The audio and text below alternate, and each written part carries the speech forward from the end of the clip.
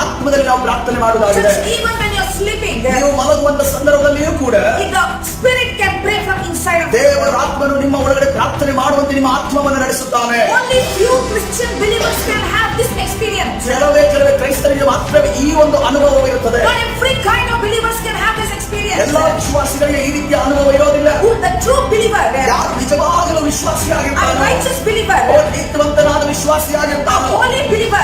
ಪರಿಶುದ್ಧವಾದ A ವಿಶ್ವಾಸಿಯಾಗಿರ್ತಾನೋ, believer who walks in the Spirit. ದೇವರ ಆತ್ಮನ ಮುಖಾಂತರವಾಗಿ ನಡೆಸಲ್ಪಡುವಂತ A ವಿಶ್ವಾಸಿಯಾಗಿದ್ದಾನೋ, believer who lives in the Spirit. ಆತ್ಮನಲ್ಲಿ ಜೀವಿಸುವವನು ಆ ವಿಶ್ವಾಸಿ ಯಾರಿದ್ದಾನೋ, A believer who lives by the Spirit. ಅವರ ಆತ್ಮನ ಮುಖಾಂತರವಾಗಿ ಜೀವಿಸುವವನು ಯಾರಿದ್ದಾನೋ, Only he can pray in the Spirit. ಆತನು ಮಾತ್ರವೇ ಆತ್ಮದಲ್ಲಿ ಪ್ರಾರ್ಥನೆ ಮಾಡಲು ಸಾಧ್ಯ. Only these people can do this prayer without ceasing. ಈ ಜನರು ಮಾತ್ರವೇ ಎಡೆಬಿಡದೆ ಪ್ರಾರ್ಥನೆ